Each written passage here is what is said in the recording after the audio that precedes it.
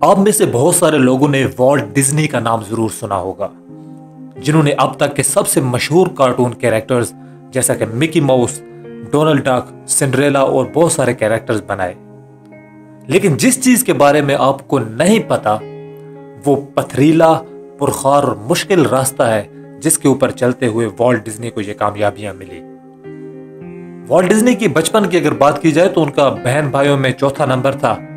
उनके वालिद एक निहायत सख्त तबीयत और जाहिल किस्म के इंसान थे, जिनकी वजह से एक एक करके तमाम बहन भाइयों ने अपने घर को छोड़ने का फैसला किया और उन्होंने अपनी नई जिंदगी बनाई। और उन सब की जिंदगी के ऊपर वालिद के मनफी असरात मौजूद रहे। वॉल्ट डिज्नी ने भी घर की इस परेशानी और बेसुकूनी से बचने के लिए ड्राइंग का सहारा लेने का सोचा। उसने घर में रहते हुए ड्राइंग और पेंटिंग सीखना शुरू कर दिया और उससे अपना दिल बहलाने लगा। पहले जंग अजीम शुरू हुई तो वॉल्ट डिज्नी ने नौकरी करने का सोचा। उसकी उम्र थोड़ी थी लेकिन उसने झूठ बोलकर अपनी उम्र ज्यादा बताई और पहली जंग अजीम में एक ड्राइवर के तौर पर भर्ती हो गया। जंग से जब वो वापस आया तो उसने अपनी पहली मोहब्बत यानी ड्राइंग और पेंटिंग को दोबारा परसू करने का सोचा। तो उसने कैंसस सिटी के एक कमर्शियल आर्ट स्टूडियो में एक छोटी सी नौकरी कर ली। लेकिन उसे लगता था कि ये इन छोटी चीजों के लिए नहीं बना हुआ, उसके मुकद्दर में कोई बड़ी चीज लिखी हुई है। तो उसने उसी दौरान अपनी एक कार्टून कंपनी बनाने का सोचा। उसने अपने भाई रॉय के साथ मिलकर अपनी कार्टून कंपनी शुरू कर दी। कुछ 2 साल गुजरे होंगे कि उसकी कंपनी दिवालिया हो गई। वो इस बुरी तरह से फेल हुआ कि उसे खाने के लाले पड़ गए। और ये सिर्फ कहने की हद तक नहीं बल्कि हकीकतन पैसा बचाने और अपने अखराजात कम करने के लिए वॉल्ट डिज्नी को डॉग फूड यानी कुत्तों के लिए जो स्पेशल खाना होता है उसके ऊपर अपना गुजारा करना पड़ा।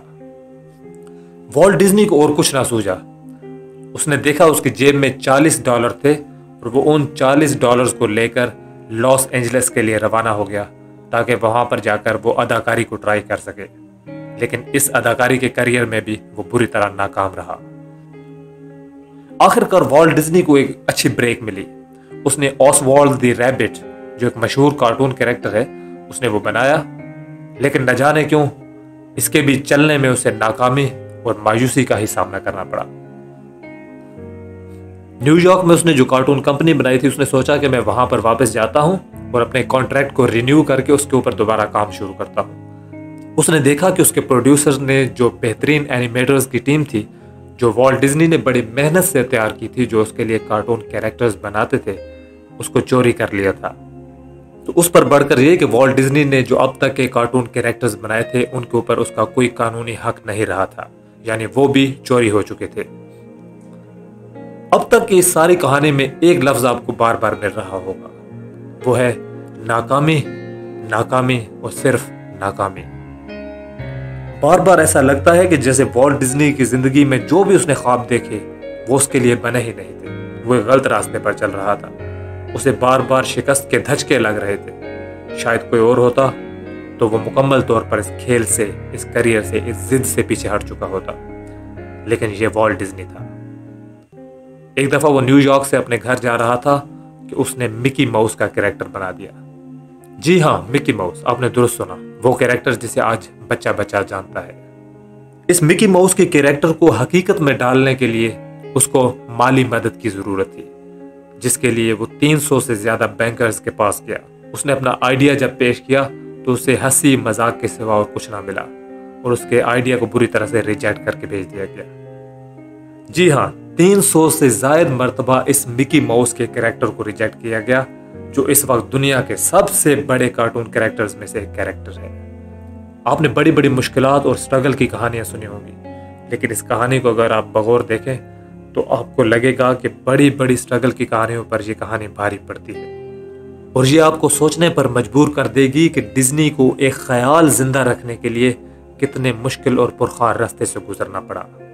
लेकिन जैसा कि कहते हैं ना कि तारीख अपने आप को मनवाती है, बाद में ये वॉल्ट डिज्नी इस फिल्म इंडस्ट्री में 26 से ज्यादा एकेडमी अवार्ड्स और बिलियंस ऑफ डॉलर की एक लेगेसी छोड़कर चला गया, जिससे कोई भी इनकार नहीं कर सकता। डॉग फूड खाने और 300 बार से ज्यादा रिजेक्ट होने वाली इस कहानी का जब इख्तिताम होता है तो दुनिया इस वॉल्ट डिज्नी को one of the greatest visionaries of all time के नाम से जानती है। धचके के बाद धचका, शिकस्त के बाद शिकस्त, लेकिन वॉल्ट डिज्नी के पास साबित कदमी थी और ख़ास तौर पर एक विजन था जो इन सब चीज़ों पर काबू पाने की सलाहियत रखता था। दोस्तों, इस कहानी ने अगर आपको भी झंझोड़ा है, अगर आपके ज़िंदगी के ऊपर कोई मस्बत तब्दीली लाने की सलाहियत रखती है, तो मुझे कमेंट में ज़रूर बताइएगा, क्योंकि मैं ऐसा ही कंटेंट ढूंढने और आप तक पहुंचाने के लिए काफ़ी कोशिश करता हूं। आपका कमेंट, आपका लाइक मेरे लिए विटामिन की हैसियत रखता है। दुआ है कि आप सब लोग अपनी ज़िंदगियों में खुश रहें, आपको आसानियां मिलती रहें और आप आसानियां बांटते रहें।